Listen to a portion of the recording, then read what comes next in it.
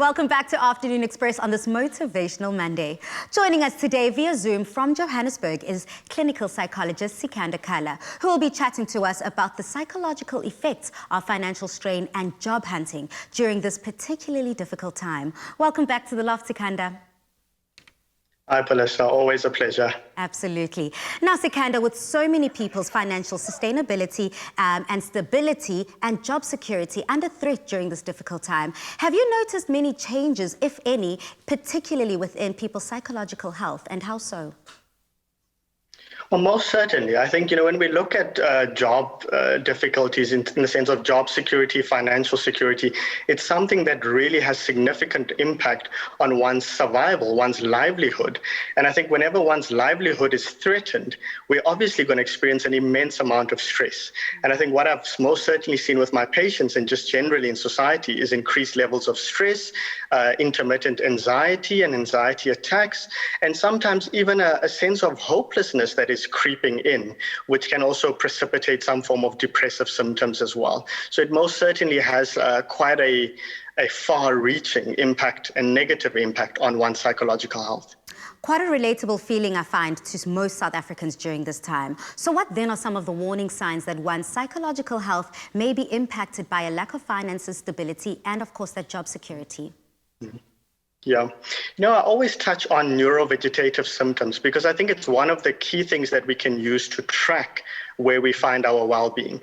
And from a psychological perspective, what we mean by that is your daily activities of living that revolve around routine and structure.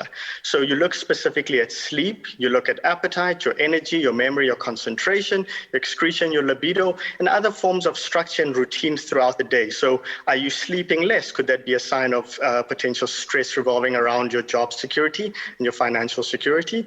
Could there be a drop in your appetite? Could that then signify a sense of hopelessness, despondency, and even some form of depressive symptomology that's being precipitated? So those are some of the key things to look out for because it's things that we can all identify. We can just merely track on a day-to-day basis what is our sleep quality, what is our sleep duration, how often are we getting a meal in, what are our portion sizes, has it increased, has it decreased, what's our general state of energy? Do we still feel like we can perform exercise? Do we still feel like we can get through the day, or are we feeling just quite drained throughout the day? And those are things that we can all look at and see where do we tweak it, where do we fine tune it, and where to from here. Now we all want to do so much better within this new year. So then what should we be doing differently?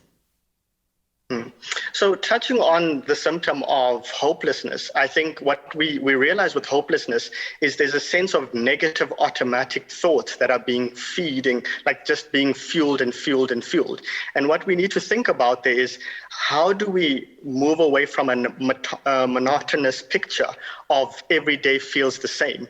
And I think to do that, we start reintegrating structure, we start reintegrating routine. We say to maybe those job applications I've sent out, I'm not getting positive feedback, but that doesn't mean it should affect how I'm going throughout my day. It doesn't mean I should start waking up that much later. Doesn't mean I shouldn't get my meals in. Doesn't mean I shouldn't get my shower and hygiene in order, because all of those things have impact on how we feel. And if we're not in the right state of mind, that's going to come through in our job applications, and that's going to come through in our job interviews. So essentially what we then need to focus on is to say, let's reestablish that routine, let's reestablish that structure. And that can only be done through accurate tracking of where is your structure and where is your routine, and then setting reminders to catch yourself when you're falling off. Now, these interventions seem almost life-changing, the ones that you've put forth to us. And definitely, I think a lot of South Africans right now, it's their aha moment, willing to put in that change and act differently so we can see different, more positive outcomes coming out of 2020. But now the next question. You've put these stringent things in place for you to get that schedule, get to that daily routine that you have highlighted. But what then if we seem to still be struggling? Well, I would say that's where good judgment comes into play to say, hey, I've tried these things and I've been going through this for quite a while now. And I feel like I'm going more and more into a slump. My mood just seems to be dropping further and further. My sleep's not where I need it to be. My appetite's not where I need it to be. Can I seek out some form of professional intervention? And there's many workplace structures or organizational and industrial psychology platforms, as well as employee assistance platforms. Every workplace setting has employee assistants that can assist with adjustment and reintegration, can assist with transitioning out of a specific role. But then we also have organizations like SADC, Lifeline, and from a more corporate work setting, we also have ICAS that can also assist quite a bit. And that's more on the professional level. But also we need to dig deep into the family and the support structures, the friends, where we say to one another, hey, I confide in you, I trust you, I'm willing to share my vulnerability, that I'm feeling quite stressed and panicked by the situation. I'm entrusting myself and sharing this in confidence. Can you please assist me? Can you be that support system that can go quite a long way for me? Yeah, that's very important. I find that support systems are almost everything when it comes to one's productivity at the end of the day. But if we were to look at the other end of the spectrum, those that do have that job security, that do have that stable income that they can trust and believe in going into this new year, how then, or what trends then have you been picking up when it comes to people's psychological health? I know a lot of people are feeling a lot more paranoid going back to work after the festive season. That's such a good question, because it's complete opposite end of the spectrum, but it doesn't mean it's a stress-free. It doesn't mean it's a stress-free end of the spectrum. So those individuals also go through their unique stresses and anxiety factors.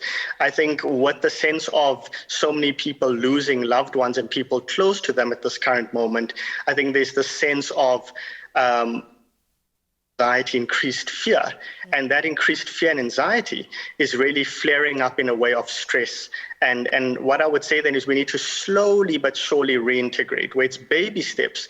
Speak to your employer, speak to your superior and say, hey, these are the concerns I sit with. I have potentially underlying comorbidities. I lived with loved ones that are in a high-risk group, or just generally for myself, I'm feeling quite a bit of anxiety coming back into the workplace. Can we maybe work on a blended approach to come in certain days as I slowly but surely try and adjust to the new routine? It seems like there's so much to think about when it comes to either being employed or unemployed. But the main thing to remember, South Africa, is to keep your psychological health at a very high top performance level throughout, because you're going to need it. Thank you so much, Sikandar Kala, again helping us understand and break down what's happening right now. Goodbye. You're most welcome. Goodbye.